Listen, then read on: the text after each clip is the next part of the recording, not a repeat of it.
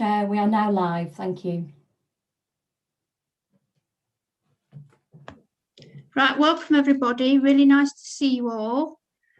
Right, to crack on, the first thing is apologies. We have apologies from our Vice Chair, Tracy Riley, and apologies from David. The next item is minutes of the previous meeting, although it was classed as a formal meeting. Chair, sorry to interrupt. You need to actually read the script from the beginning saying that this is a virtual meeting. You should have right. that. And okay. Confirm who's in attendance as well. Thank you. Right, thank you. Right.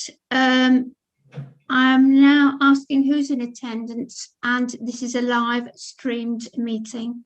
Can you say who's there, please? Okay, so you need everyone to say that they can see and hear the proceedings, and you need to ask each person to say their name. I don't know who's actually live streaming. I don't have a list. If you click on participants, you can see a list. It'll come up on the right side of the screen. I got it. Yeah, top. Right then. So it's Debbie. Just Debbie. That's all I've got on here. Yeah. Are you there, Debbie? Yes, I can hear you, Chair. Okay, good stuff. I see you now. Thank you. Right. Can I just proceed as normal then, Karen? Did you get the script that I sent you? No. No, I have no script at all. Sorry, I don't. The running order. It should be on the running order. Have you got that? It should have the things that the script on the running order. No, all I've got is just hard copies of the meeting, the agenda. Nothing else has arrived. I sent it via email. No, I've not got it. I've got on two Tuesday. emails. Yeah, no. Okay, I'll resend it to you. Right. Okay, I'm resending it now. Okay. Via email.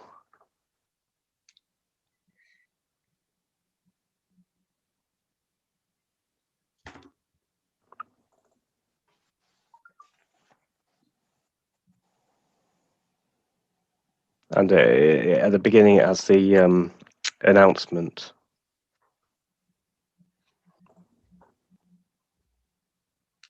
Right. Okay.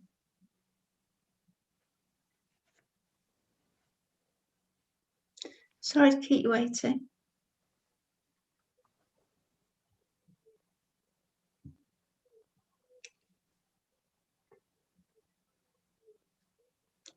Right. Okay then.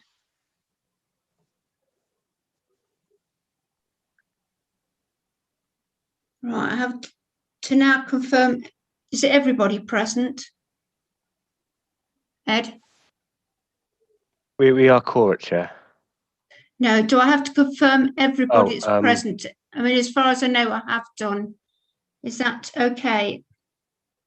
So if you go through everyone, so if you've done that, and people have confirmed, so yeah, you'll need to go through everyone who's here. Right. Okay. And it's just yeah. Yeah. Ian. Yeah, I'm now going through the list of people that I can't see. Okay. Okay. Okay, Ian, can you hear me? I don't think he's here, Chair. So if you. And now I have Neela Patel. Again, I don't think she's present, Chair. Karen, I've spoken to, and yourself. James Pollard, I can see. Hi, James. Can't hear. His mouth moving. Hear you now, thank you. Good stuff. So, yeah, apart from Ian and Neela, everybody else is here. Thank you. So could I just confirm I'm Councillor Brenda Seaton, I can see and hear the proceedings. Sorry, did I miss you? So sorry, apologies. No, that's fine. Yeah, Okay, you missed me thanks. as well. We have to say. We have to say it. So You have to say officially. Yeah, we have Right. to say officially. This is Councillor Christine Radford. I can see and hear the proceedings. Right. So, Councillor Seaton, can you? I can see and hear the proceedings. Right. Peter, can you see and hear the proceedings? Thank you, Chair. Yes, I can see and hear proceedings. Right. Alan? I can, but you can't hear me. Oh, we can now. You can, Oh, thank right. you. Yeah, you're not going to get away. We can hear you, thanks. Councillor Radford, you've already confirmed. I can see and hear. Fantastic. Debbie, you have as well, haven't you? Yes, I can hear and see you. Thank you very much. James, we have Councillor Brennan. Could you please confirm? Hello. Yes, I'm Hi. present. I can see and hear the proceedings. Fantastic. Andrew? Would you like to confirm? I can confirm. Can you see and hear me? I can. Fabulous. Thank you. Right. Can I also mention at this point, Chair, that since you haven't seen the script, it might be worth mentioning that we will need to adjust the running order of the agenda to hold the exempt item last. So on the script, it will say at the appropriate point when to. Right. Is that the very last item after everything? After yes, it will agenda be. item 13. It will be, last. but it's going to be in difference to what's on the agenda. But it will say on the script when. That's fine. Make that. Okay. Right. So the next item is apologies, which is Tracy Riley and David. Next one is minutes of the previous meeting. Can I have somebody second that for me, please? Are we all okay with that? Sorry? I'm happy to second. Thank you very much. Thanks, Councillor Brennan. Right. Okay. Sorry? Trish, I can't see you. Have you got your camera off? Can anybody else do her? Not I'm aware of. It has gone black on my screen as well. Hang on. I've got a brand new laptop. I've only had it 2 or 3 days, so the settings are all different to my tablet. So please forgive me. Right.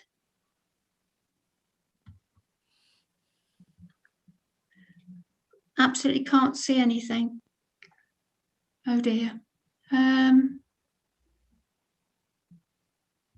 did see you earlier, but you've sort of gone off now. I've not touched any. Can you see us, Trish? Yes, fine, thank you.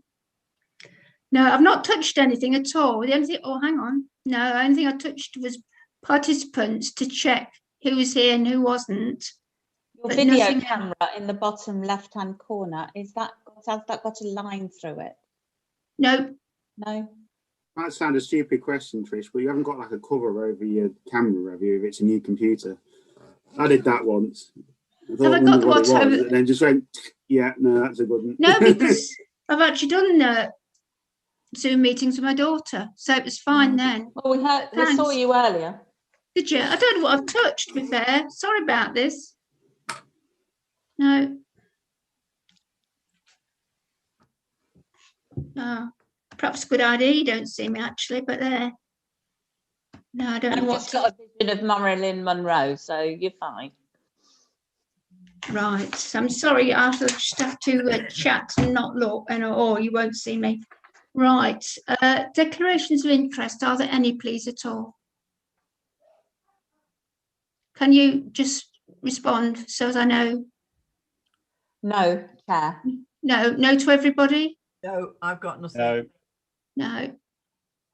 No. Andrew? No. Right. Councillor Brennan? No. Thank you very much. Okay. Okay, so can I just ask before we get our first item, could you make a note of any page on each item that you would like to talk about and put yourselves on mute whilst the report is being given to us, please? Sorry, Chair. I think we've missed an item on the agenda. Because the previous meeting was held as an informal meeting, as it wasn't live streamed, we still need to do the confirmation of the chair and vice chair for the new council year. Right. Okay. So that's item 3 on the agenda. Yeah, I got it. Right. To confirm, at the last meeting, chair and vice chair was what's the word I'm looking for? Renewed. Tracy Riley was vice chair, myself chair for another year. Thank you. Yeah, I'm all right now, aren't I, Ed? Do we need to second that or propose it? It has been seconded, thanks, Councillor Radford. It was. Okay. Yeah, so if you could all make a note of any page you want to speak of after the report, put yourselves on mute, and then either stick your hand up so as I know, who wants to speak, and then we'll be fine, and then we can chat about it after the report. Is that okay for everybody? Yeah, they've done it. Madam Chair, this is Karen speaking. Yeah. Karen Widdowson. I'm live streaming, so not particularly involved in the meeting, but I would like to, with item number 3, it is important that it's confirmed with all the members in agreement. So they need to all say in agreement that Trish Edwardes be elected as chair of the board for 2021, and Right. secondly that Tracy Riley be elected as vice chairman of the board for 2021 as well. And you need to ask every member, a voting member, to say if they are in agreement with that. Thank you. Okay. Actually, they're all on mute at the moment, Karen. So how do we do that then? I think we just unmute ourselves. I'm happy with that proposal. Right. That's Councillor Radford. Yeah, I can see you. Thanks. Anybody? Councillor Seaton, I'm happy with that as well. Thank you. Alan? Alan Davis, happy with that.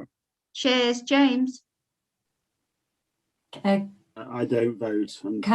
If I can read the names out, so that will be Councillor Brennan. Are you in agreement with that? Yes, I'm in agreement. Thank you. And obviously, Trish, you are in agreement with that. And then Tracy sent her apologies. Okay, and that then confirms the outcome of the chair and vice chair appointments. Thank you. We can now move on to the next item.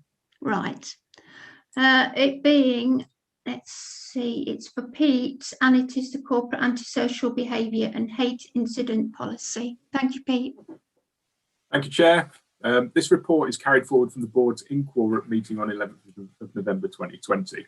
The purpose of the report is to provide an opportunity for the board to comment on a draft corporate antisocial behaviour and hate incident policy prior to its likely progression to Cabinet for approval. The request is that the board comment on the draft policy and endorse it. In terms of background, I'm going to talk through on page 12. Currently, a number of services across the council deliver activities to prevent and manage antisocial behaviour. So, council's community safety team, council's landlord services team, street management, environmental protection, planning enforcement, private sector housing, lots of different services undertaking this kind of activity. A review of ASB has recently been concluded, and as a result, there will likely be some closer working across teams. It's therefore appropriate to bring forward a corporate policy that sets out our approach to antisocial behaviour. Currently, the policy is a landlord services specific policy. So this new corporate policy will replace that. Key areas of note within the policy, I would say page 16, I'd like to turn to that, clearly sets out what the council considers antisocial behaviour to be. We've used the definition from the Antisocial Behaviour Crime and Policing Act, which defines ASB conduct that has caused or is likely to cause harassment, alarm or distress, conduct capable of causing nuisance or annoyance to a person in relation to that person's occupation of residential premises, or conduct capable of causing housing related nuisance or annoyance to any person. I think critically, ASB can affect different people and communities in different ways. So whilst actions that may well seriously distress one individual or community may not affect another at all. The main point here is that each case is dealt with on a case-by-case basis because the circumstances are always different to some degree. Hate incidents can be extremely harmful to individuals and communities, so specific reference is made to what constitutes a hate incident on page 18. You can see there that the council defines a hate incident, looking at number 4, it's about halfway down the page, as any non-crime incident which is perceived by the victim or any other person to be motivated by hostility or prejudice on the grounds of race, religion, sexual orientation, disability, transgender identity, and any other perceived difference.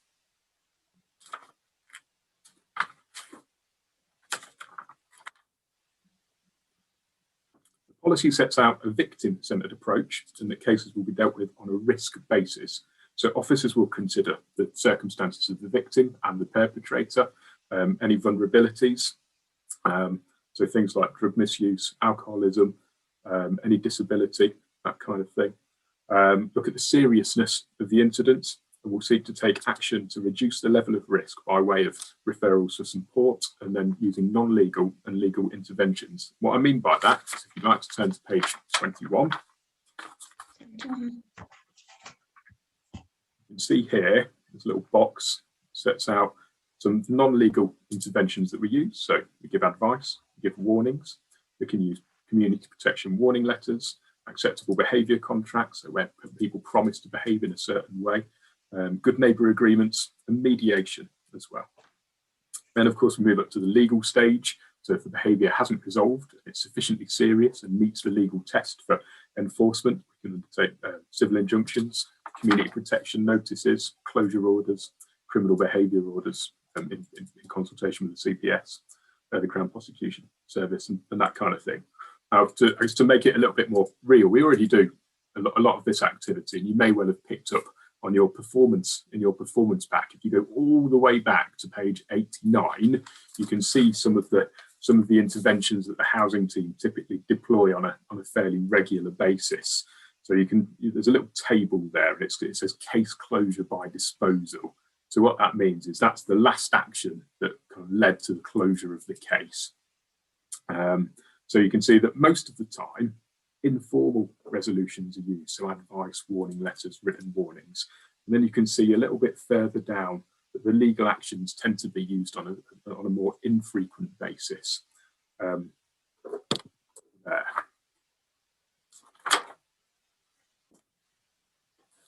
Generally speaking, actions will be scaled and escalating. So we'll start off with advice letters, warning letters, but of course, in some instances where cases are very serious, we will go in at the top level and maybe look at an injunction or a closure order, depending on what's happened. Notably, the policy sets that our response to anonymous complaints or situations where complainants do not provide evidence to us is likely to be quite limited. All of our action is going to be based on evidence. And finally, the policy also sets out on page 24 the community trigger mechanism. Just take you to that briefly.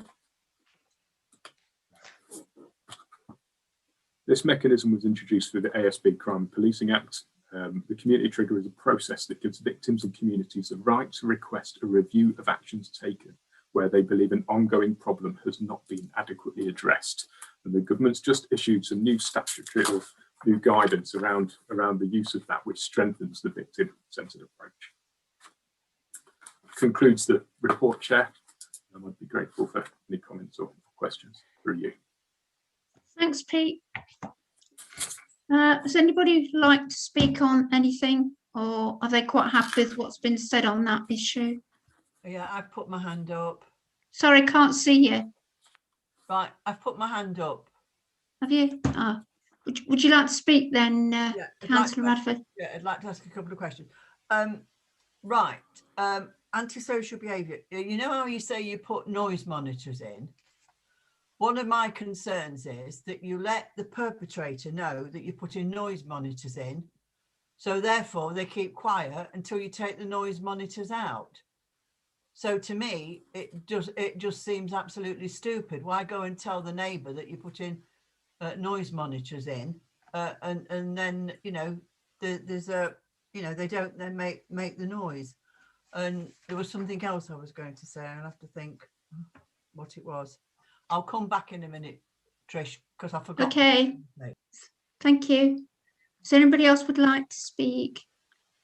Yes, please, Trish. Yes, okay, please do. Thank you, Peter. And I think that you did at the last in-quorum meeting answer a few of our questions about this informally, so I won't drag it out. But just as this is a public meeting, please could you just outline, is there a date at which this policy becomes formal, it becomes official policy, and are there or have there been, what will the main ramifications be for changes in how the council works now that that policy is in place? Thank you. Thank you. I'll respond to the first question, first, Chair, from Councillor Radford. My understanding is that we have to notify people where we're installing noise monitoring equipment because we can't covertly monitor them. I do accept that in some instances the behaviour, the warning letter that says noise monitoring equipment may be deployed does lead to a change in behaviour, which is of course desirable. And then should the problem resurface, then we can look at reinstalling the equipment again. In respect of, do you have to let them know again that you put in the noise monitor back in? I would need to clarify the position with colleagues in environmental protection, but my understanding, I'd need to clarify the position, so I can update you after the meeting, Councillor Radford. Thank you. Thank you. Anybody else would like to speak? Just add a little bit to that, Christine. Basically, if we want to do covert monitoring, we can do that, but it's under very specific legal conditions, under something called RIPA, which stands for, I can't remember, but it's an annual report that comes to Cabinet every February, I think it is. And every year, it's not something that we use. It's something the county use more often. So, for instance, the environment trading standards, for instance, use it at county level. But as a borough, it's not something that we ever, I mean, it used to be my job in Cabinet to report on this thing, and I don't think we've ever used it. But it's under very specific legal circumstances. And other than that, it is, as Peter said, we have to tell them for legal reasons, otherwise it is covert monitoring. Okay, thank you. Councillor Seaton, would you like to? You're on mute. I know. Right, I believe Councillor Brennan is still waiting for a reply about when this becomes live, but I should jump in before Peter gets to that. My question was going to be exactly the same as Christine Radford about the monitoring, and I cannot quite understand why, when they're monitoring sound in flat A,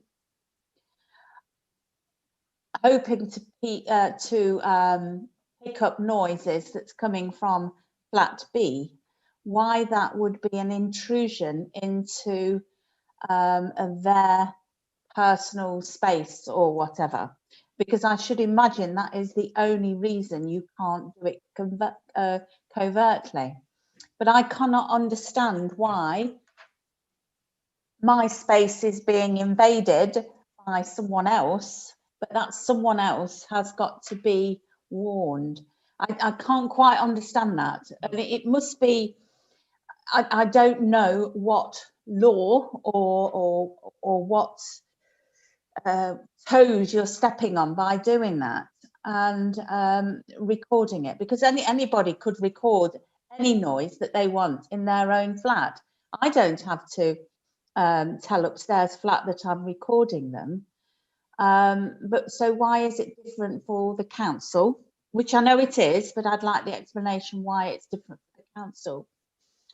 Plus, why don't we use RIPO, whatever it stands for? I think it should be used just to have, because it's a nice name.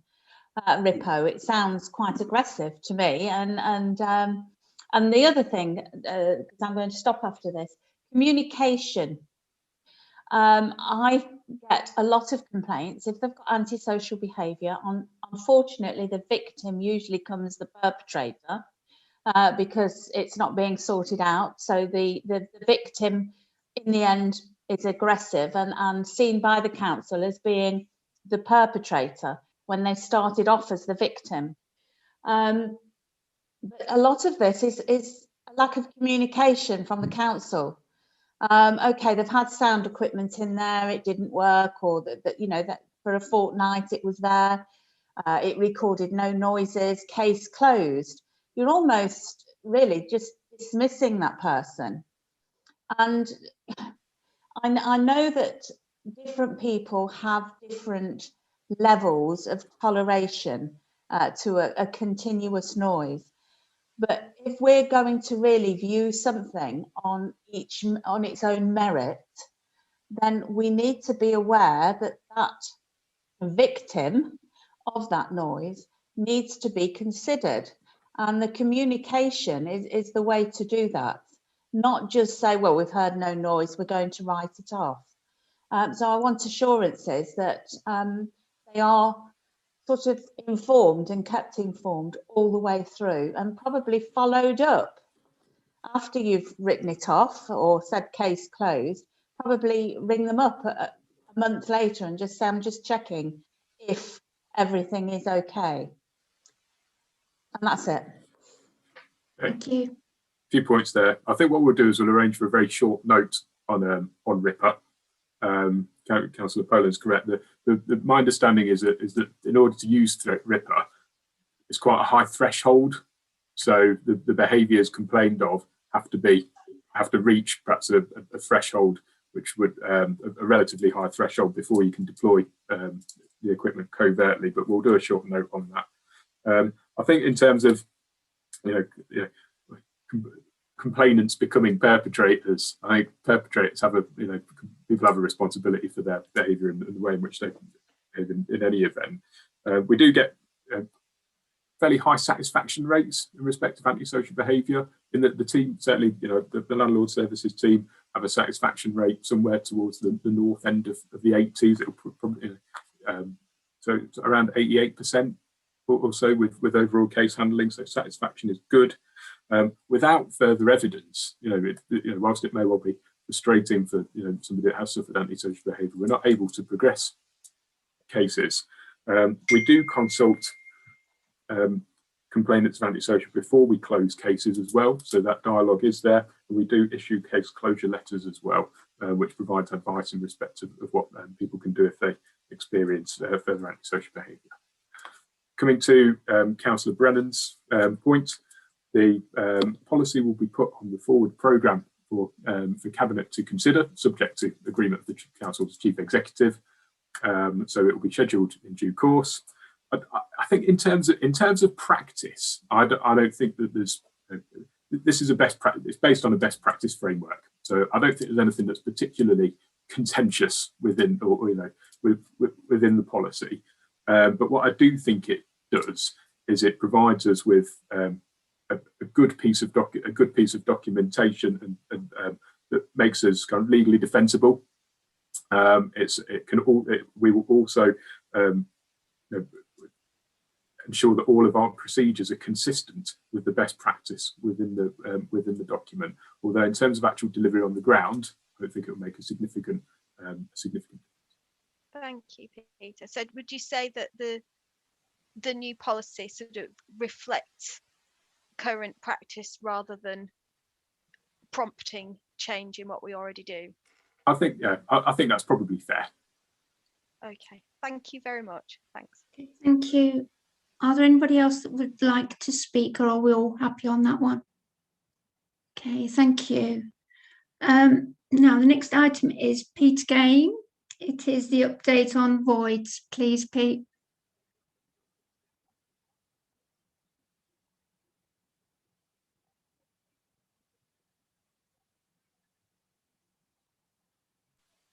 Thank you, Chair. This is page 30, voids update, item 6. The purpose of the report is to provide an update on the position in respect to voids. A void is an empty property. The board is asked to note and comment on the update. Void repair works can generally be split into two categories, major or standard. The definitions for major works include those that have prevented the reletting of the property because of their scale and extent. So it tends to be big jobs.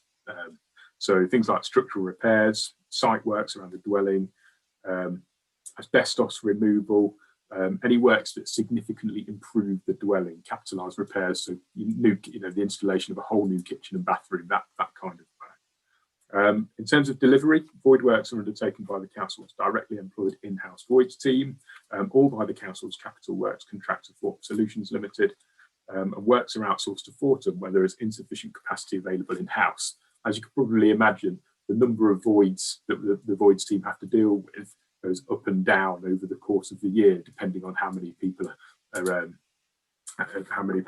ending their tenancy, and of course the level of work that's required on those properties is going to move up and down as well. So having that additional contractor in place to support the work of the in-house team is helpful.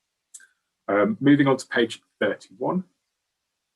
The 25th of October, the council had 236 void properties, and there's a summary there of the number of days void, and a split between those properties that are sheltered, so they're for older people, and those properties that are for general needs. Also with the amount of rent lost on those properties. And you can see that void rent loss is high. This is in part due to bedsits in sheltered accommodation not meeting the aspirations of many prospective tenants and therefore remaining empty. Bedsits account for 95 of the 117 vacant sheltered properties. And you'll probably be aware that there's currently a review of sheltered accommodation in progress, and it's likely the board will receive an update in that respect over the coming months. Moving on to performance, there's some performance data which can be found in Appendix 2. I'm still on page 31. You can imagine that as a consequence of the national lockdown last year now, less repairs were undertaken in tenanted property. So our in-house repairs operatives were therefore moved on to void works. We've actually done that with this lockdown as well. Initially last year, that had the effect of increasing void times because we were able to clear a backlog of voids over April and May, leading to more properties being returned that have been void for longer. The voids team is currently working differently in order to comply with social distancing requirements. So officers are generally not working together in rooms or properties where reasonably practicable. And performance, certainly when I wrote the report, this is 3rd of November, performance is therefore still behind that of last year, although it has improved as the year progresses. The current position at the end of December is that there were 14 for a standard void, so one that didn't need major works doing, was that the team were taking 14.4 days to do that. Of course, lettings performance was impacted by the freeze in activity mandated by the national lockdown earlier in the year. We've not got that this time round, but along with sheltered accommodation, that's a key driver for the overall increase in the overall void relet time, void loss, and that reflects the experiences of other landlords as well. When you look at the benchmarking data, and the vast majority of landlords have been affected in this. We do have a focus on improving void performance, and there's a void working group that continues to meet regularly to discuss and improve processes and also look at individual cases as well. That concludes the report, Chair. Thanks, Pete. Would anybody like to comment on that report? Councillor Radford? Yeah, just a couple of things. It's been ongoing now for quite a few years that there are issues in letting out bedsits, and I thought as a council we'd got a programme to improve bedsits, but we don't seem as though we're moving forward on it. And we're looking at this, we've lost over a million in rent, so to me it would have been beneficial to have put some money in there and got some money back in. The other thing is, one of my concerns is when you've got a vacant property, I think it's the council's policy not letting people go in and have a look to see before they start bidding on things. And to me, that just, you can buy houses now, you can go and have a look at houses that are up for sale. So why can't residents go and have a look at a property to see whether it's what they want? So I think sometimes we're losing losing some of the properties being allowed to rent out because people aren't being allowed to go in and check them out before they bid on them.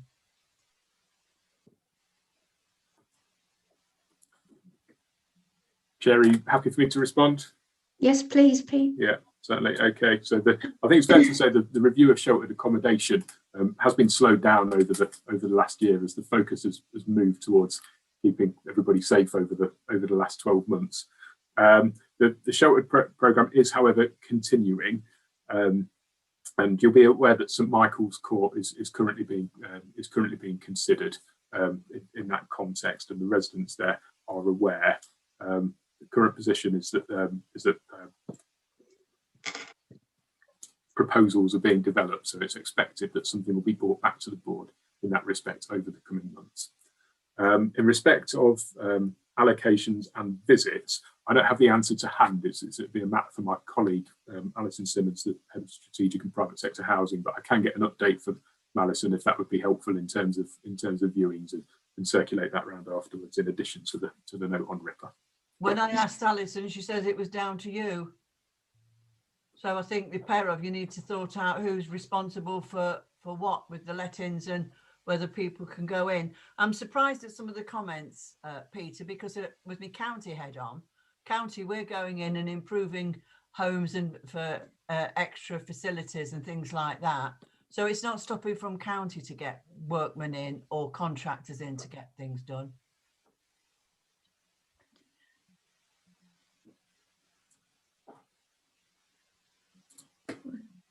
Do you want to? Do you want to respond to that, Pete? Yeah, I mean, obviously, I'm not party to what counties, what activity county are undertaking. But as I said, my view is it's clearly set out in the council scheme of delegation in respect of their allocations of the council's housing stock. But I will discuss with Alison. We will revert to you. Thank you. May I ask Pete if we could have a confirmation of how the sheltered accommodation review is going, please? I think that's an important one, as you did bring it up, please. Chair, I could suggest that perhaps the board gives it some consideration for the future meeting for my colleague, the head of strategic private sector housing, to come along and provide an update. Thank you. Councillor Seaton, would you like to?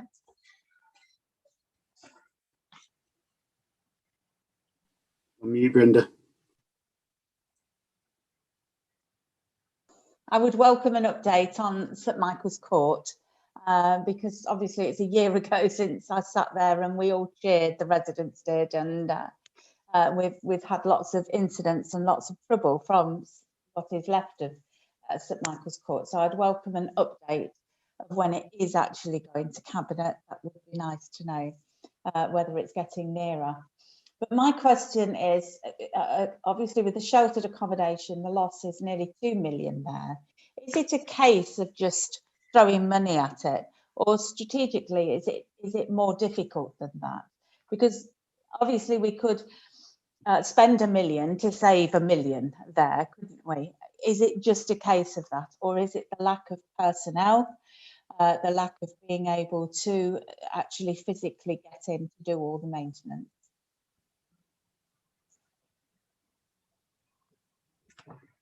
Oh, you're on mute, Excuse Pete. Me.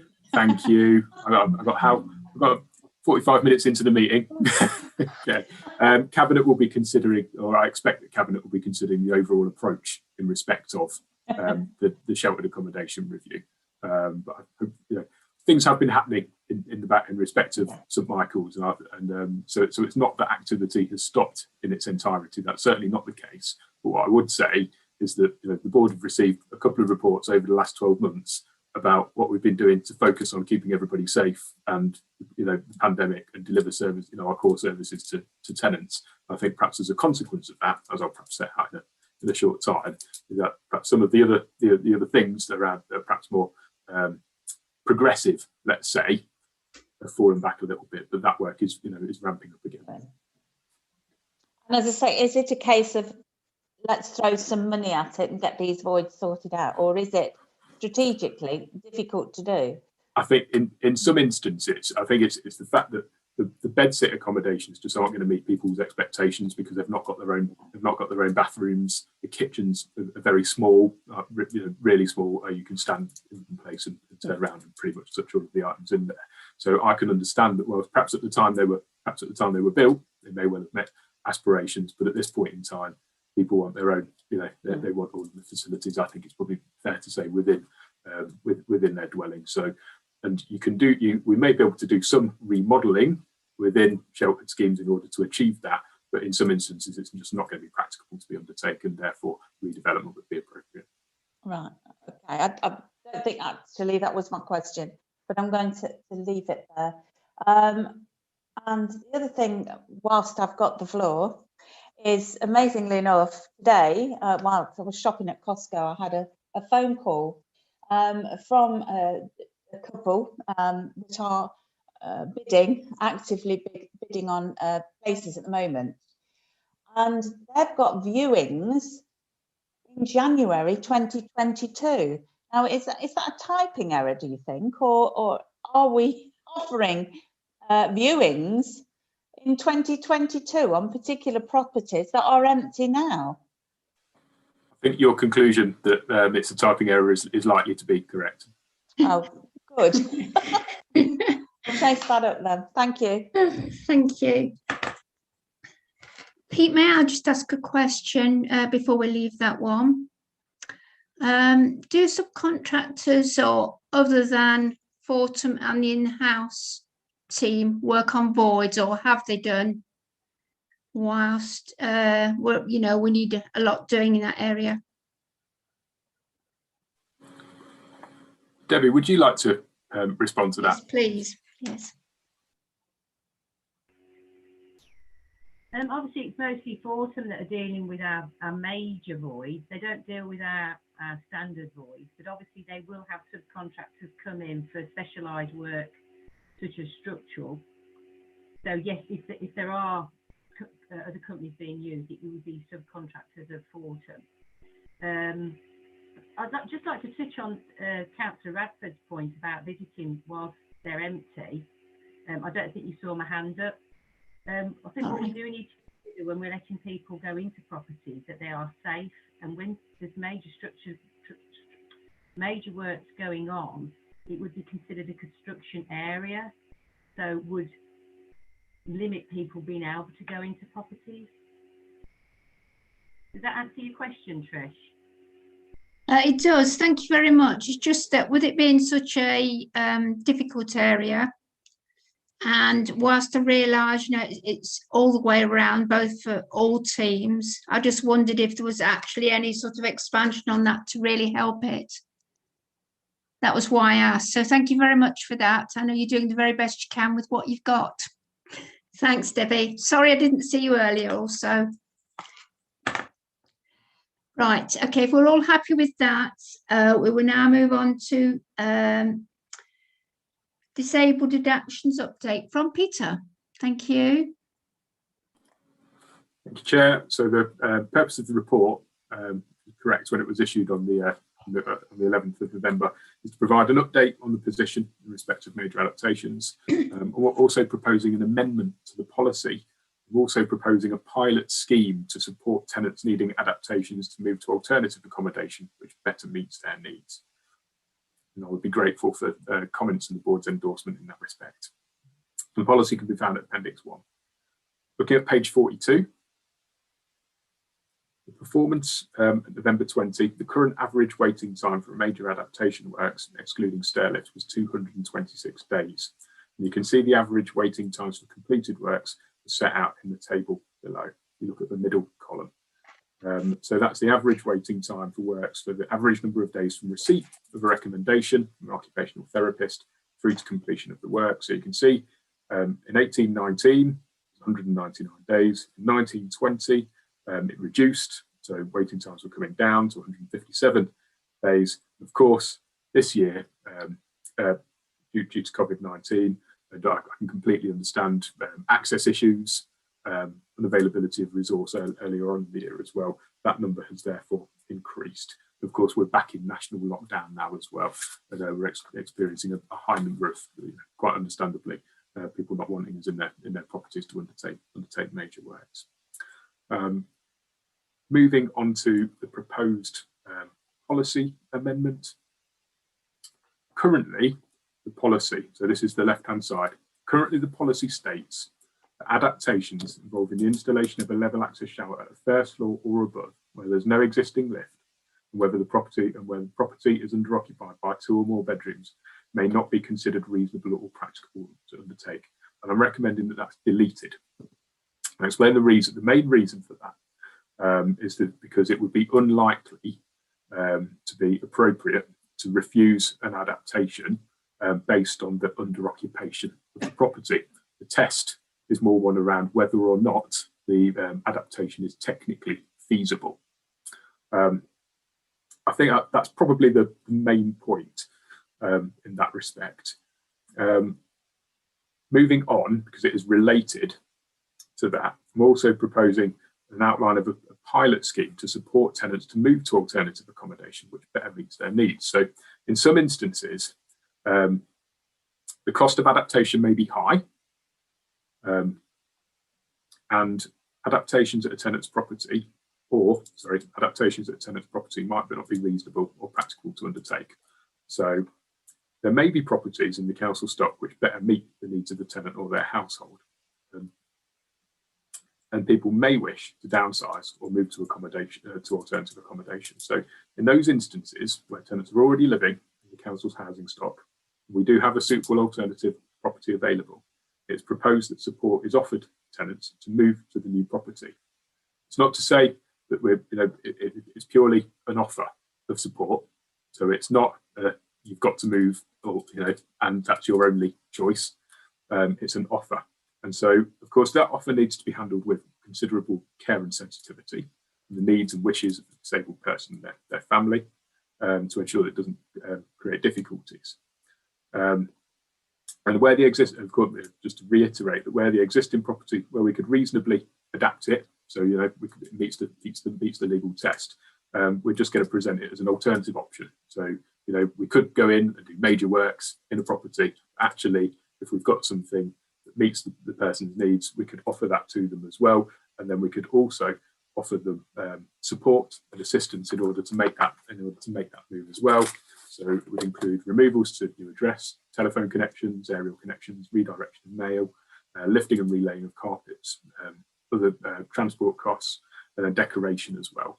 Because it might seem quite a daunting prospect for somebody to move to alternative accommodation, but if we potentially we could be spending £15,000-20,000 on undertaking improvements or adaptations in a property. Actually, if the person is inclined to move or happy to move or would like to move, then my view is that we should try and support that process, which is likely to be a lot more economic for the council rather than undertaking the adaptations.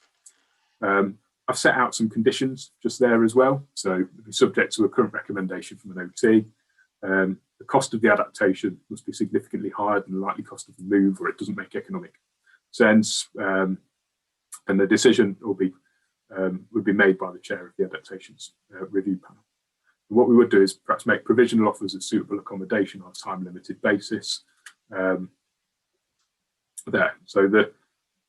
the offer here is around assistance and coordination, which, as I said, would potentially be quite a daunting task for some people.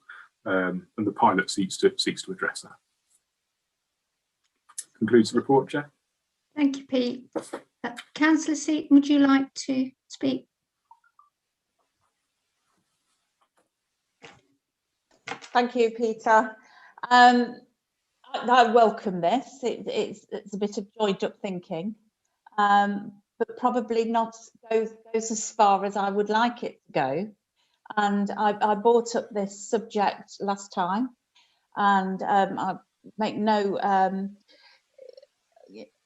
I'm going to say it again. I've got a tenant that can move to a second floor, no trouble, second floor in a development, and will free up a first floor, ground floor, which I would have thought would have been highly prized by somebody, by the council, because they'd have tenants waiting for a ground floor and a walk-in shower, whereas this Fitch resident doesn't mind going He wants to go to the top floor. And so this is actually sort of presenting itself in the opposite way than you've just presented here. It's all about the person that wants a ground floor, probably get them to move somewhere else. Whereas this one is they're willing to vacate a ground floor, go to a second floor. It's already the first floor, the ground floor's got the adaptations. And I just could not understand why the council, because it would make financial sense for the council to jump at that. But because he hadn't got housing needs to go to a first floor, sorry, it wasn't considered. You understand what I mean on that, Peter? So probably we ought to think about, because as I said before, if somebody's in a 3-bedroomed house and there's only one of them, we would encourage them to move to a 1-bedroom house and release the 3-bedroomed house. That makes complete sense. And to me, the one I've just said makes complete sense as well. But it wasn't taken up. It's too late now, but it wasn't taken up. And I think we've got to, as a council, be able to adapt and to take that into consideration. Chairman, I'll respond. Yeah. Please. Oh, please do, Pete. Thank you. Okay, I think there's a couple of questions. I know some authorities do this. I know that they do, because I had a look actually after the conversation we had. I think there's a couple of questions. I guess the first question is, do we want to free up ground floor accommodation? Because so that's the first question. It's because although accommodation may be ground floor, it may not necessarily be suitable for all people to occupy, perhaps if they have a disability. So there may be, threshold issues and things like that. So first question is have we got a big demand for ground floor accommodation? And then the second question is, there would be costs associated with it, because you would be moving one person from one property to another property. So you would have a void period. So there would be the potential for some lost rental income. You would have to move the ground floor property through the void process. So there needs to be an assessment as to whether or not one, whether one outweighs the other. If you see what I mean. So is there a demand, and actually that comes at a cost, so is it worth doing? Perhaps what I think it would be appropriate for us to do is to capture Councillor Seaton's suggestion and then take it away and perhaps pick it up as an action and respond more formally. If you were in agreement with that, Chair. Yes, I am. Thank you, Pete. I am, definitely. Thank you, Peter. Thank you. Is it Councillor Radford, would you like to speak? Yeah, and we've got you back on the picture now. We've got your picture. Yes, I found where to press it, thanks. Right, just a quick one. Do we have a priority system? Is if somebody's in hospital, and I know at the moment a lot of people are in hospital with COVID, but I'm thinking of, if they're in hospital because they've got an issue, do we give priority for them so that they can come out of hospital earlier if there's an adaptation needed at their council property, rather than them leaving and staying in hospital for longer? Because before the pandemic, there was a lot of issues, wasn't there, about people not being able to leave hospital because they couldn't go home because the home wasn't fit for purpose. And I'm just wondering whether the council gets a move on, rather than having to tick all these boxes and think, right, if we put a walk-in shower and a thing by the side of the toilet, that person could come out of hospital 2 months earlier than what they're going to be taking up somebody's bed. I'm just wondering.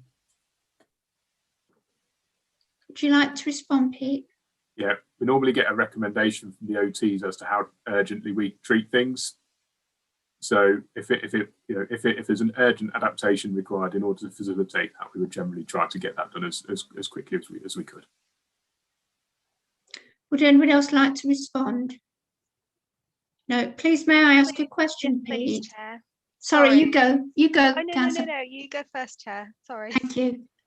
Pete, may I ask a question regarding the pilot scheme, I'm a little bit, I think dubious is the word. There are quite a few people on the transfer list waiting to move for disability reasons. Whilst I realise everyone is individual, I'm not sure from the point of view, have we got the housing stock to let people move? We're very, very limited from ground accommodation, I understand, which is mostly needed. Given that situation, would a pilot scheme work? If we, that's what I think. The expectation is that it would work. I think that what we need to test is whether or not there's an appetite for people to kind of take up that offer. I think that in some instances, you know, I can completely understand that if people have been living in a property for a long time, it's their home, and they may well wish to remain in there and for that property to be adapted. But if we have got a suitable alternative property, which we think may well be suitable, what I'm suggesting is that we offer it as an alternative choice, and that, you know, and offer a package of support around that. I mean, in terms of adapted accommodation, there are shortages of some types of adapted accommodation, and not others in some instances. So, for example, I say adapted, there are some properties that have been advertised over a number of cycles over the past few weeks that will have different types of adaptations in them that haven't yet been let. So, yeah, different pressures for different types of properties. Yeah, I mean, to be fair, I think the fact that people are still sitting on transfer lists that have got disabilities and there is no stock different housing to offer them, and then the pilot schemes comes along, it's like a double whammy in a way, isn't it? From the point of view, if you can't rehouse or alter what they've got to suit, would there be more pressure once you start considering the pilot scheme? I think we'd only offer a property if we thought it was reasonable to offer and met the person's needs. So if we had a greater need elsewhere that might otherwise be met, and, you know, there was demand for that property, then we certainly give that that would be considered as well. Depends on the individual circumstances of the case, I think, is what I'm saying here. Yeah. Okay, thanks so much. Councillor Brennan, would you like to speak? Thank you, Trish. Might have to give me one moment to gather my thoughts and remember my question. We've got an average of, I think, over 200 days wait now. Now, I do appreciate that that might be quite spiky. There might be people who haven't had it done the work done for a long time because of shielding, etc., and others that are getting done very quickly. For example, if someone's in hospital. I just wanted to ask if there is, do you have a mechanism or a schedule for getting back to people who have said, oh, I'd rather you didn't come in the house at the moment, please, because of shielding? Because there may reach a point at which, for some of these households, that the need for the adaptation is greater than the risk, and as these are often very vulnerable households, that might not on its own prompt them to get back to you. So is there something in place to try and catch those cases? Yes, our resident liaison officer maintains a list of all the adaptations and liaises with all of the people on the list on a regular basis. Thank you, Pete. Is there any more questions, queries? No, thank you all very much. So we'll move on to our next thing, which is the disabled adaptions update. Thank you, Pete. Just had that one. Sorry, so, do you know what? I read it and I thought, I'm sure that's what we've just done. Apologies. Yeah, so it's now down to Ian for the HRA. Ian, can you hear me?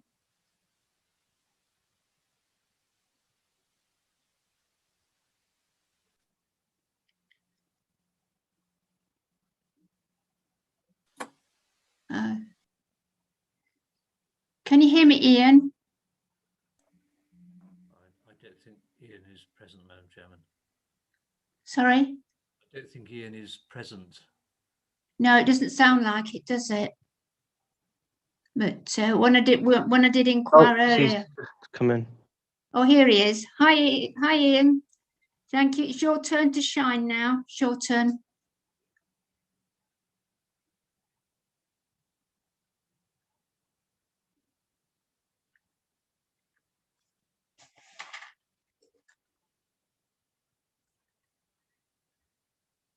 Couldn't see it.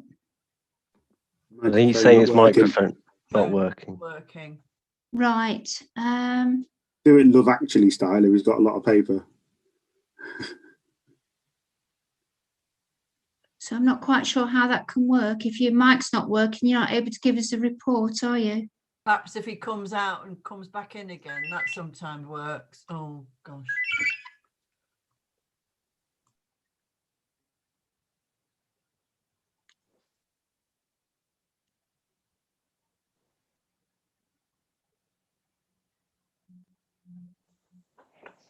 Oh.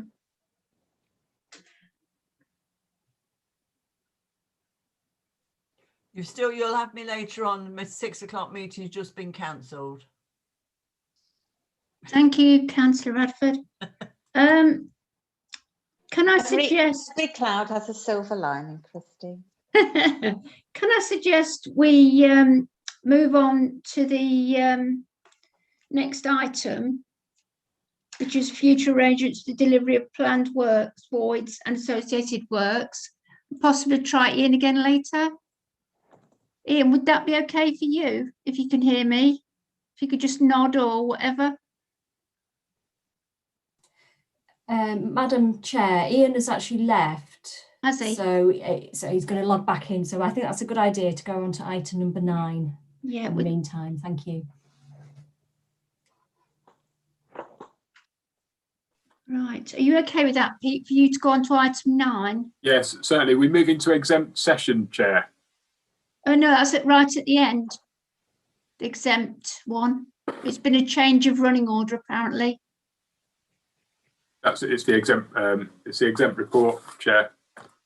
Yeah, the exempt report. Hang on a second. Item 9's not exempt, Peter. No. My apologies, Chair. You see, I'm not the only one then.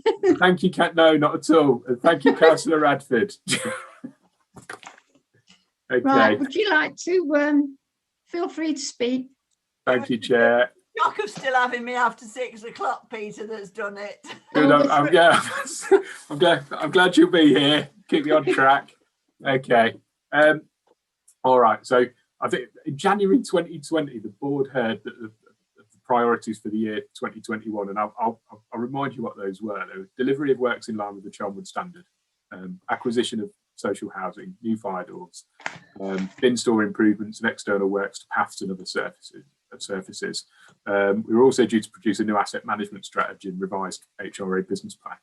Of course, clearly, shortly after January 2020, events overtook us, and as I've mentioned already, the organisational focus moved towards keeping our staff, tenants and customers safe. And you've received a couple of reports around some of the, I think, quite innovative things that we've undertaken over the past year in order to support our tenants in that respect. It's likely that this response to COVID-19 was going to continue into certainly the early part of 21-22. And so as a consequence of our focus being elsewhere, as I've already mentioned, some of the activities that we planned to undertake this year are going to slip into next year. I'll move in a little bit into Ian's report. I mean, if you look on page 66 of the pack that you've got in front of you. Can anyone hear me? Yes. Yes, we can. Thank you. Must be grateful. Shall I conclude and then Chair and then yeah. I'm back over. Yeah.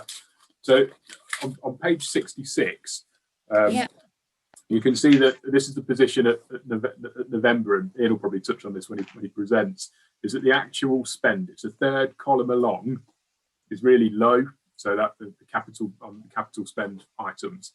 And whilst now it's likely that some of those external works and fire safety works are in progress, and we will see some good spend against those items. However, we're currently seeing an 85% refusal works on works in tenants' homes, so kitchens, bathrooms, replacements. So that's unsurprisingly, pretty much 9 out of 10 people don't want us in their home undertaking quite, I guess, invasive works as well in their property. Now, because of that, that means that we're going to have a really big carry forward of work. And I think, having had a look at the numbers with Debbie, we've potentially got a carry forward of around 198 bathrooms into next year. So if you add in the bathroom replacements falling due that year, that'd be 461 replacement bathrooms, and the 356 due the year after. It's not feasible with existing resources. So what we're going to need to do, and this is what I'm bringing this to you, is to smooth the programme over the next 3 to 4 years. So what I mean by that is, because we've got quite a big peak. So if we look at 461 bathrooms for next year, 356 the year after. But then if we look, the numbers start to get a little bit lower. So in 23, 24, 170 bathrooms, and 24, 25, 136, and 25, 26, 141 bathrooms. They're much more achievable numbers. But because we've got this significant backlog for this year, what we'll need to do is move the programmes back a bit. Now, the impact of that would be some tenants won't get their bathrooms for up to 12 months later than planned under the Charnwood standard. However, it will support the efficient planning and management of works, given the impact that we've had as a consequence of COVID. And I'm asking the board to endorse that approach. Okay, thanks, Pete. Councillor Seaton, would you like to? You're on. Yeah. Peter, will that be prioritised at all?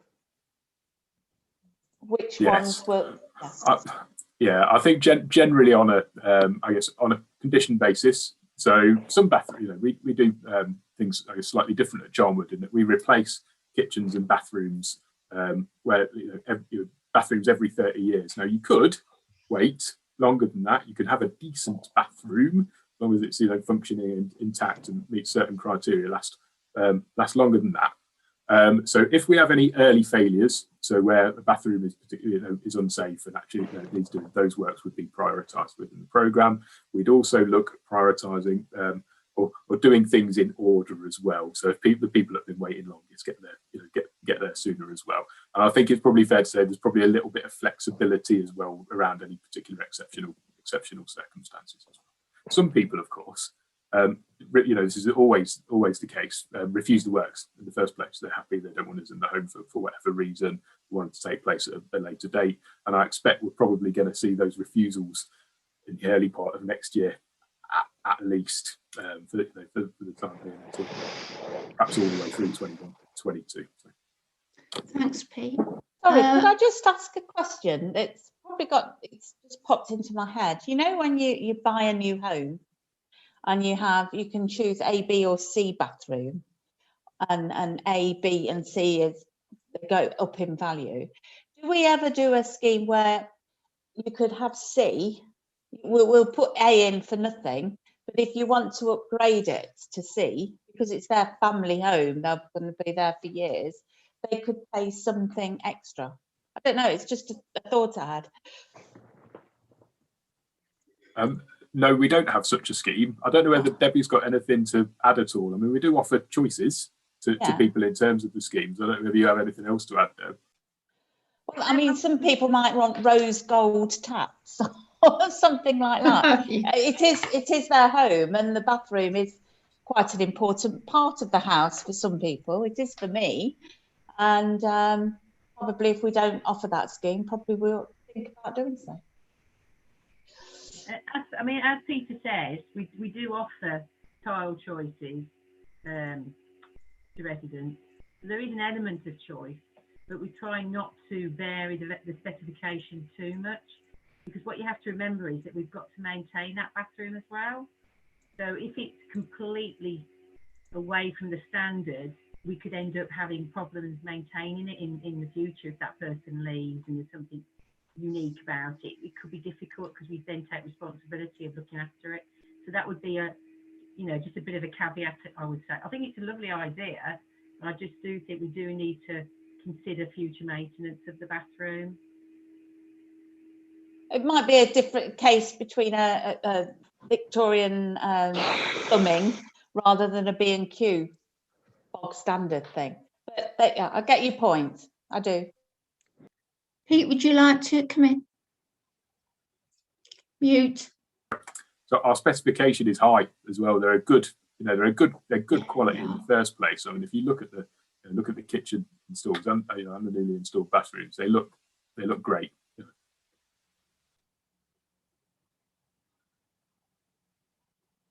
Right, is there any more comments, anything? Alan has got his hand up, I think, or his finger. Oh, sorry, Alan, missed you. Yes, please do. Sorry. So yeah, I mean, I agree, Peter, the standards are very high. I've had my both bathroom and kitchen done, but with reference to Councillor Seaton, we can always upgrade with the permission of the council, can't we? We put in a request. So there is that opportunity for us anyway. Yeah, very valid. Thank you, Alan. Anybody else? No, thank you. So may we now go and join Ian? Hello. We're all happy on that one. Thank you. Thank you, Debbie. Ian, would you like to? This is item 8, the outturn position for 2019-20, isn't it? I think. Yeah. Okay. This was delayed from the 11th of November originally. We had a longer time to close down the accounts last year because of COVID, and we were all tasked with other jobs at the same time. So it's come later in the year. It's all been audited now, and we've got the clean bill of health. I think it was last week or the week before, quite recently, from the auditors. So it's more historic. It's more to be noted than anything. I mean, last year this is the year 2019-20, so that's the 1st of April 2019 to March, the end of March last year. We made a surplus of £171,000 that has ended up going back into the balances of the HRA. There are 3 types of balances really. There's a major repairs reserve, which is really for capital expenditure and the loans that we've got. General balances, which we keep at about £110 per house, and then the housing revenue account HRA financing fund, which is really where the rest of the money sits, and that can be drawn on in the future, mainly because we've got a £79 million worth of loans. Really, it's sort of, yeah, the money that we've got in there is really to help finance that principally. So if you go, I haven't got numbers on my report, so I'm not quite sure what page this is on, but the appendix 1 has the information on the actual revenue account and the list of the different balances. Appendix 2 is more of the at the controllable cost level, which is really what Peter and Alison's areas, the day-to-day expenditure really. And then we've also got Appendix 3, which is the capital programme for the end of that period as well. For the capital programme, there was a balance of about 886,000 underspent, which has effectively all been slipped into the current financial year, really. So all the money all the budgets that weren't spent previously have really gone into the new year. So it's really, if anyone's got any questions, really, there's nothing really to draw your attention to that I can think of beyond that. Is there anybody that would like to speak, ask? Anybody got the hand up? No, I think that's it. Okay. Thank you, Ian. It's a bit late now to do much with it, to be honest. But yeah, okay. Thanks. Thank you very much for the report. Really appreciate it. Thanks. think I might be the next one as well, but go on. Let's have a look. Where are we? Yeah, yes, you are. Thank you. Yes. Okay. Again, this was slipped from the, I think it was a December or late November meeting. I can't quite remember. And this is the budget consultation really for next year. The figures in this version have been updated, so they are the figures that are going to Cabinet in fairly soon. Is it in? Could be next week, I think. Yeah. For the HRA, that's in the attached appendix. It's not the earlier draft version. For housing rents, we're using 1.5% as the general rent increase, which is CPI, that's the inflation measurement, of 0.5%, and then 1%. That's basically the government formula for that. Let's have a quick look. Garages and shop rents are staying the same. Overall, we're looking at, well, on the general sort of HRA, a break even, but we are looking at revenue contributions to capital coming from the financing fund of around £370,000 on top. Oh, sorry, looking at the right one. Sorry, £298,000 on top. There's an appendix table 3, which is, I think it's all in Peter's area, which is basically when we were preparing the budget, Peter's gone through and his team looking principally at savings, and there's basically the list of savings is there. They're all ongoing, and they add up to £176,000. And then there's also some pressures of £22,500 on that table. So I imagine that's probably something you might want to consider. And then the final page is, I've got it the wrong way around on my screen, the capital plan for next year, which again is the capital programme. Sorry about this, just have to move my head. Which is the 7,381,500, I think, for that. Yes, everyone moving their heads around. Yeah. Okay, so really, again, there's nothing massive to point out. It's going to be, well, hopefully it's going to Cabinet to seek their approval in February. And then it goes to full council after that as well, because I think there's decisions within this that all of the council have to make on rent setting and so on. Yeah, thanks. Thank you, Ian. Is anybody Councillor Seaton, would you like to say? Thank you very much, Chair. It's just for my level of understanding. Table 1, page 63, in brackets, eligible for universal credit. I take it that that means that if they're on universal credit, the rent increase will be paid back to. Yeah. Yes. Okay. Yeah. They wouldn't have to make up the difference. Thank you. Yeah. Any more? No. Thank you. Oh, Councillor Byrne. Yes, please. You're on mute. Got you.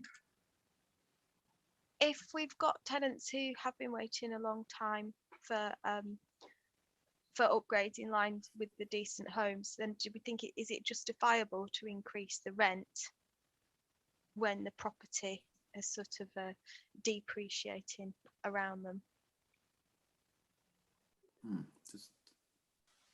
Pete, do you want to answer that? Yeah. My view is yes. I think the alternative would be, in terms of where we are, the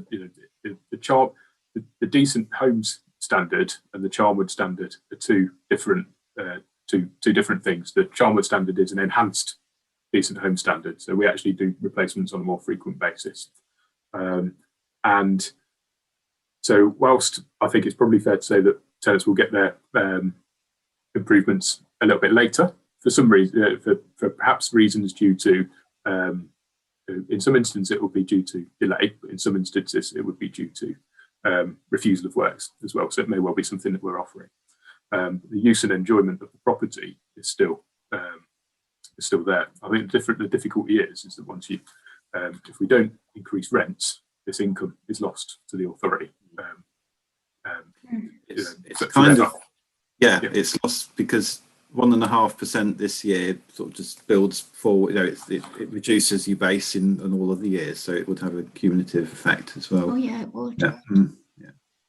Okay, thank you, Pete. Thank you, Ian. Thank you Any- very much. And I don't disagree with you, actually. I just think it's important that we are seen to consider these things. Thank you. Yeah, I agree. Thank you. Any more for anybody?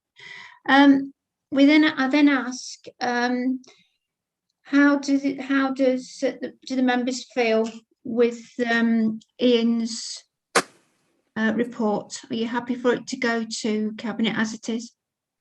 Everybody happy?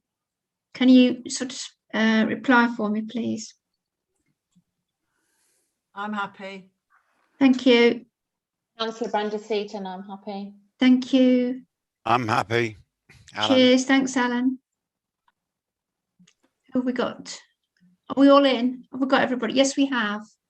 Thank you all very much. Thanks So very thank much. you, Ian. Thank you. Thanks as well. Yeah. Yeah. Thank you so much, Ian. Cheers. Yeah. Thank you. Bye. Thank you. Bye-bye. So moving on next, it is now item 9, which is for Pete, please. Properties for next. Shall I try again? Priorities for next financial year. Sorry. We've done that. Thank you, Chair. That was the one that I did. Thank you. Oh, I'm so sorry. I'm getting so confused right. with swapping around. Right. So the next thing is item 12. We haven't done this one, have we? Future arrangements for the delivery. Sorry, Chair. Since that's the exempt item, we need to do the questions from members of the board and work programme first, if that's okay. Sorry, Chair. I'm going to say. My apologies. I didn't realise. I thought that was apart from the exempt item. I didn't realise there were. Yeah, got you. Because that says item 11 exempt, and the Yes. item I'm reading is 12. So I thought they were separate. Sorry, I can understand the confusion. Yeah, the my apologies. item 11 relates to item 12. Got you. Shall we But it move means we'll on have to do to? 13 and 14 first. Yeah, shall we move on to item 13? I think we're quite safe doing that. Questions from members of the board? Any, please? No. Yeah, I've got. Where am I? Yeah, I've got something that I think I should ask at this point. It's been brought up, the possibility of voting, how you would feel of adding 2 more tenant members to HMAB. I'd sort of like your views on that and what your decision would be, please. Would you like to respond? I think having a bigger base, more members would make it better because of illness and what you do. We're okay, we're councillors and we're supposed to give up our times because it's not our time, we're on the clock sort of thing, whereas tenants are doing it out of their normal hours, if you know what I mean. So I think to widen the base would be a good idea. Yeah, I agree. I mean, the thinking was, everybody's thinking from the point of view, the situation we're in now, like you say, it does actually, equate to what you've just said, Councillor Seaton. It's difficult because of illness, because of various situations. And we don't really know how long this is going to go on. Plus the fact to widen the base, I think also brings in different points of view, makes it more interesting. And I think also it's a good thing for all tenants, to get involved and see how charm would work. And technical question though, does that increase the quorum? figures. It does, doesn't it? It does, yes. I think basically that was the thinking, because we've struggled as we are now.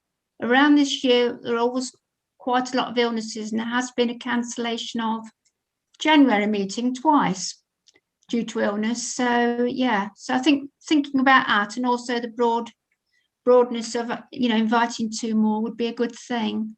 So would anybody else like to, would you like to respond, please, all? Chair? James, sorry, Councillor Brennan. I was only going to say, in terms of, I think Councillor Seaton's point is right. If you increase the number of members, you'll increase the threshold for being quorate. But Yeah. and Karen maybe be able to add a bit more to this. I think we've got a constitution review coming up pretty shortly, so that I don't think there's any reason why we couldn't change that so that the quorum was lower if we had increased members. Again, Karen might want to comment on that, but maybe that would be a way forward. Yeah, Madam Chair, if I can come in, please. It's Karen Yes, Widdowson. please do. Yeah, so as Councillor Poland has indicated, we do actually have a constitution review coming up at the present time. And so it's quite timely that this has come up. So if the board were in approval with it, I could put a recommendation forward in a report, which would need to go to council for approval. And the quorum of the meetings for the board at the present time is 5 members, and it stipulates at least 2 of whom must be tenants. So in fact, if it was changed that we had maybe, so at the present time, you've got 4 tenant stroke leaseholders. So maybe if you increase that to 6, that would then enable the two tenants at least to come to the meeting. It just increases that pool. So Yeah, we could I still agree. have, Sorry. so we could have the same, but just basically increasing the number of tenants. So at the moment it's 4, so maybe, do you want it to go to 5 or 6? What's the board's view on that, please? Would you like 5 or 6? I say 5, put your hands up. I think if you could get 6, that would be good. 6, is everybody in agreement for 6? Thank you, thank you. So if, just Sorted, for the, so 6. for the record, the board is in agreement to 6 tenant stroke leaseholders in the future, and I will put this into a constitution review report that's going to council in April. Thank you. Is that when the constitution review is due, Aaron? Yes, that's right. It needs to go through cabinet and then to council, and then it will get approved. So, and I think that's a good reasons to do it. And so I will make that recommendation. Thank you. Thank you very much on our behalf. Thank you. Trish, I've thought of something I made a note of. Can I just ask something? Yes, please do. Just a quick one. When I sat on, I've got my county head on now, safeguarding board for children and adults. We were asked, well, we were discussing about safeguarding. Do our officers that go into properties, are they trained to look for safeguarding? So like if there are issues with children, and also it could be with adults being, you know, not looked after properly, or youngsters going in and taking over, because there's quite a lot at the moment, isn't there, of concern about issues being missed because of COVID and people being isolated. I'm just checking whether or not our officers are trained to look out for it, and the workmen that go in as well. They are. Yes, yes, Chair. Yeah, Debbie and Peter both nodding. So yes, they, you know, they have ongoing training all the while, don't they? That I do know. Right. Yes. Thank you. Thank you. I'm ever so sorry, I forgot to ask when we were talking about adaptations, something I have in mind, please may I ask. When a person's tenants had an adaptation done, and within a period of time, if they decide they would like the right to buy, are they asked to repay towards what it's cost, or does it disqualify them from applying, or are there any items there that makes a difference to that for the right of buy. Could you tell me, Pete, please? Yeah, we normally we do check to see whether a right to buy is in progress as part of the process. I think if one was put in afterwards, I'd need to check, but there is a mechanism whereby so when we calculate the sale price, there's a calculation done that looks at improvements and spend on the property, and that's then factored in to the end price. Your question as to whether or not an adaptation would fall within that is probably something I'd need to have a look. But certainly, what I can confirm is for sure there is a mechanism for looking for taking into account improvements and changes and that kind of thing. So, if there is that sort of mechanism, if it's not there, is it at all possible for it to be considered to be put on the list? It would. The right to buy is driven by legislation. Yeah. But it's certainly something we can clarify the point. Yeah, I mean, it is actually. I mean, it's a lot of income that possibly could be returned, and I think, given the amount that is spent, yeah. Thank you very much. Thanks, Pete. Okay, so we're now free to move on to the next, please. Okay, over that. Thank you. Which is the work programme, which is on page 68.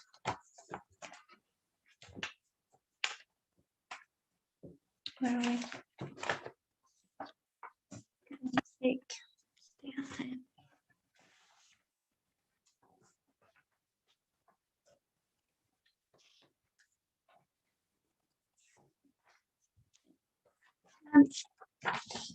One thing has been brought to mind. I've been asked if the board would consider the performance pack that is at the end of each on each agenda of each meeting. Could we possibly move that to an agenda item rather than something that's just put on the end, so that it can be discussed properly and utilised a lot better than it is at the minute? I don't know how the board feel about that. There are generally the reasons why it's added to the performance pack is because either we're very concerned or we're keeping a very close eye on figures. So actually we're not sort of utilising what we've been asked for. How do the members feel about that, to actually make it an agenda item, so that we have got time and we do actually use all the figures and look at it, so we can actually see what's happening? How do we all feel about that? Would you like to respond, Chair? please? I think that would be really valuable, but I am a bit concerned that we're a bit behind on the work programme as well. There were some items several items that we plan to look at in January that we still haven't. The fly tipping and the tenancy policy and agreement and pets. Yeah. And is it realistic to look at that as well? I'm asking that as a question. Yeah. Rather than as an opinion, to hear what others think. Yeah. I've actually got those starred at the moment. The pet policy, which I totally agree with you, should be actually given a date. Well, we all of those three items we planned to be in January. Obviously, we missed the November meeting, and January was then delayed. Yeah. Sorry, and I'm sorry, I haven't got in front of me what we've got planned now, because it's on my screen rather than on my paper copy. Yeah. Just from November.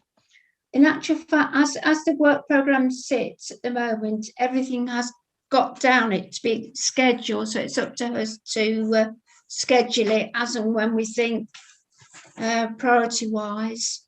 I would agree. Pet policy, I've got that started. I do agree. Where are we, January? Are you thinking March agenda, Councillor Brennan? Well, it's up to everybody. I'm just noting that there were 3 items there that we'd already got scheduled for January, and I think that we should schedule in everything that we want to for the remainder of the year, and perhaps then consider whether it's feasible to also have the performance pack as an item that we're going to discuss.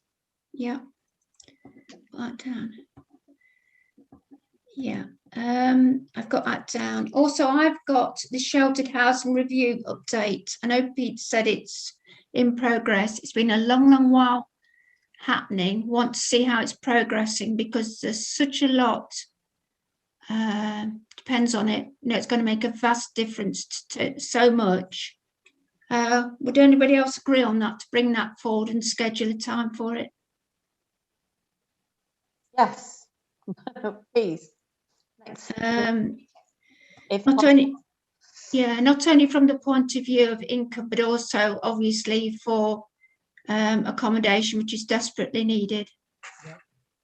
Can I ask, Madam Chairman, are we under the Constitution only allowed so many meetings?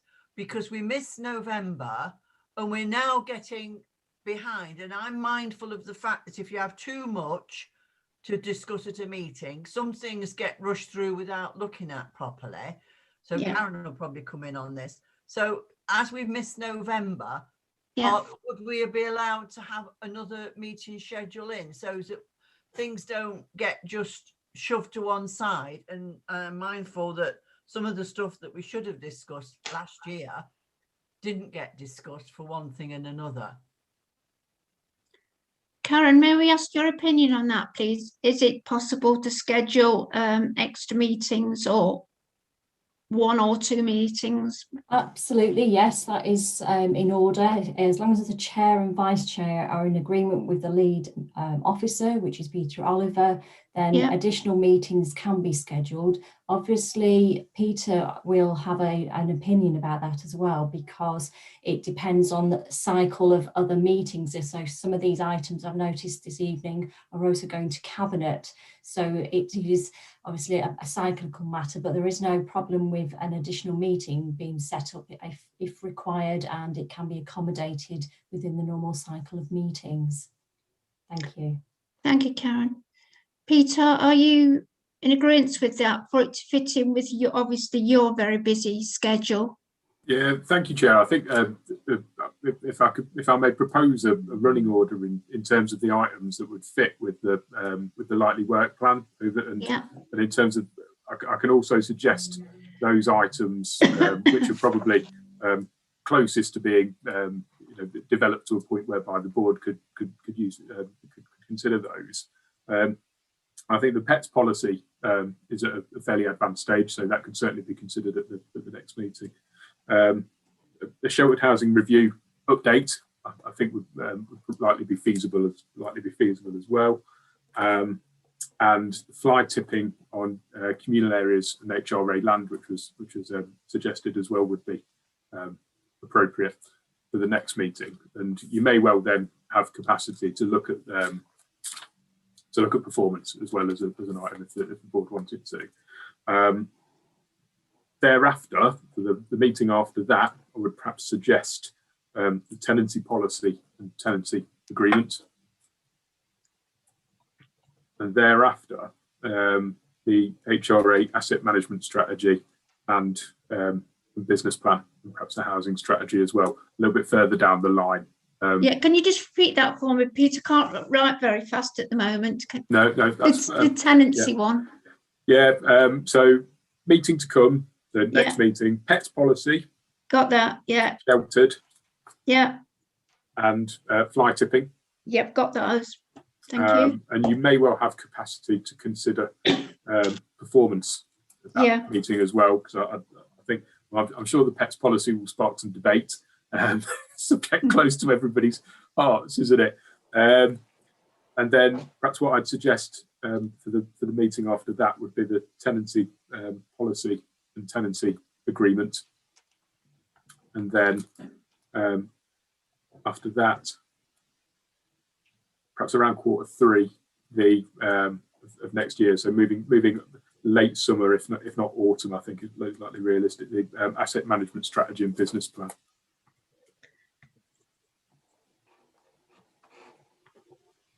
Right. I think the only one that I've not covered just there, housing strategy as well, could probably come later in the year as well, around the same time as the HRA asset management plan and strategy. There's capital plan there as well. Generate capital plan is right towards the end of the year. If anything, it's a cyclical report. It kind of comes along at the same time as the budget, right? Pretty much towards the end of the end of the financial year. So you might want to look at that for around January.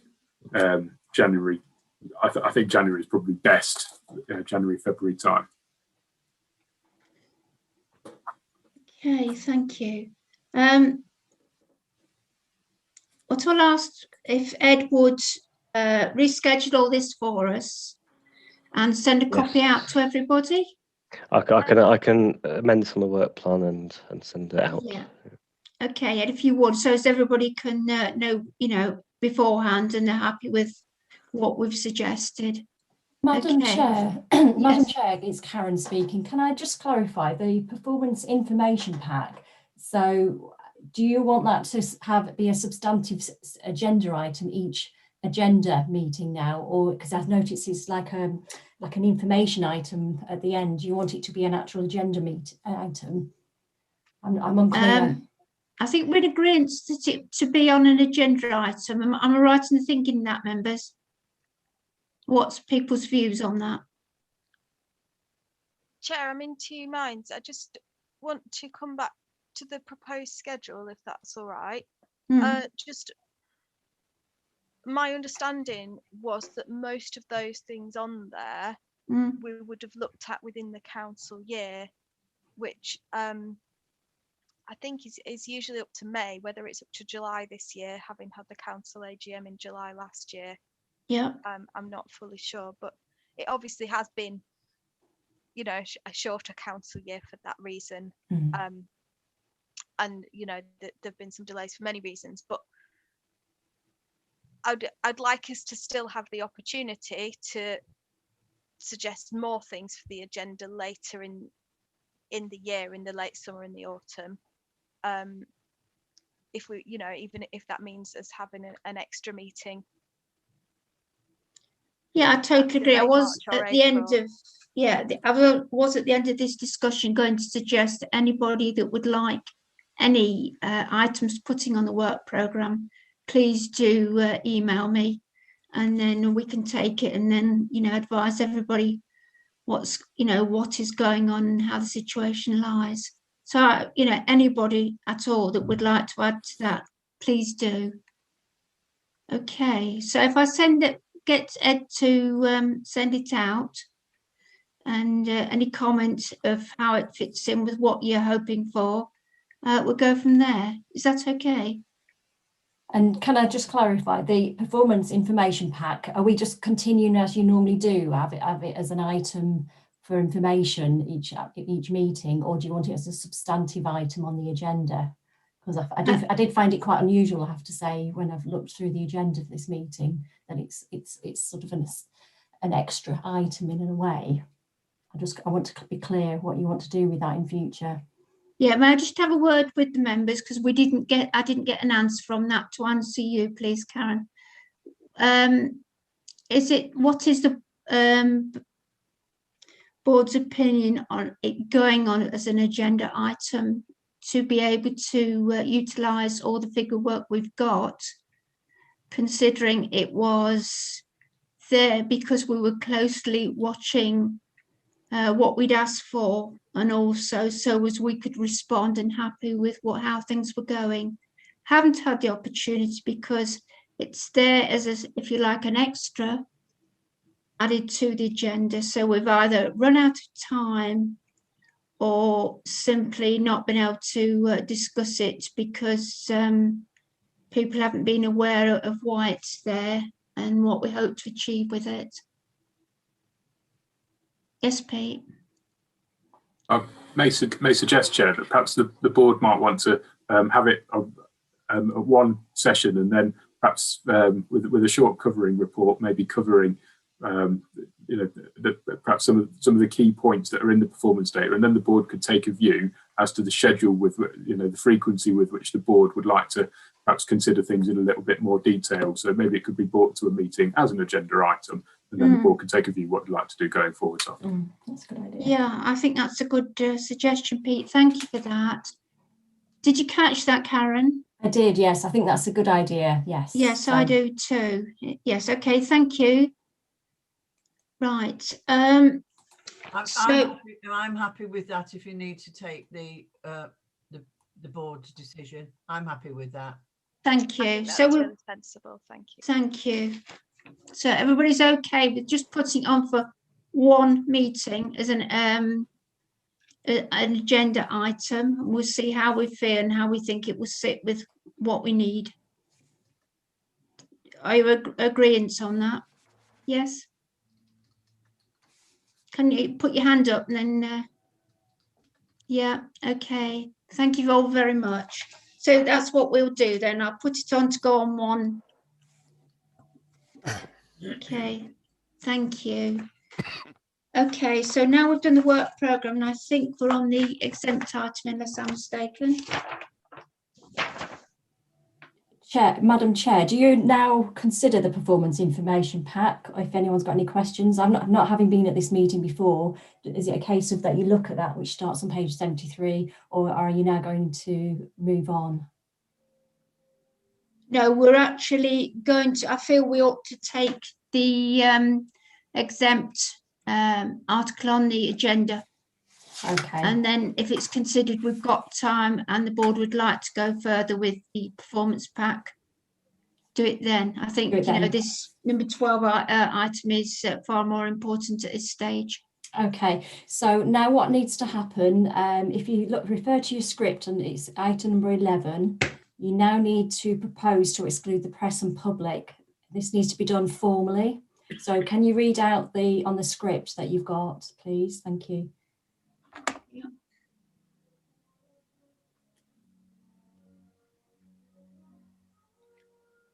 Right. Sorry to keep you waiting.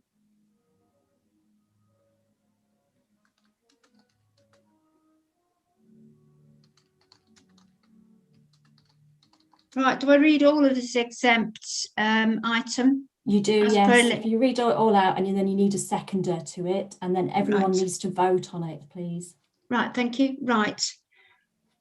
Propose to exclude members of the public from the meeting during the consideration of the following item on the grounds that it will involve the likely disclosure of exempt information as defined in paragraphs 3 and 5 of Part 1 of Schedule 12A to the Local Government Act 1972, and it is considered that the public interest in maintaining the exemption outweighs the public interest in disclosing the information. I'd like to invite a seconder on that, please, to okay with me. I'll second it if nobody. Thank you. Thanks very much. And now, if everyone can now vote that they are in agreement with that, please. So if I read the names out, so Trish Edwardes, are you in agreement with that we exclude the press and public? Yes. Alan Davis? Yes. You are in agreement. Councillor Brennan? Yes, I'm in agreement. Councillor Radford? Yes, I'm in agreement. And finally, Councillor Seaton? Yes, I'm in agreement.